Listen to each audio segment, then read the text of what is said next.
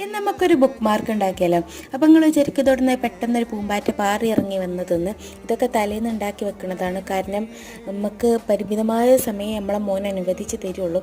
അപ്പോൾ കുറച്ചൊക്കെ പരിപാടി നമ്മൾ രാത്രി കഴിച്ചാൽ ഓൻ ഉറങ്ങണ നേരത്തെ നമുക്ക് ബാക്കിയുള്ളതൊക്കെ വീടെടുത്താണ് കഴിക്കും. ഇത് വരയ്ക്കാൻ വലിയ പണിയൊന്നുമില്ല. നമ്മളൊരു ഇരുട്ടുള്ള റൂമിൽ ഫോൺ ഫുൾ ബ്രൈറ്റ്നെസ്സിൽ വെച്ചിട്ട് ബട്ടർഫ്ലൈൻ്റെ ഫോട്ടോ ട്രേസ് ചെയ്തെടുത്താൽ മതി, അത്രേ ഉള്ളൂ.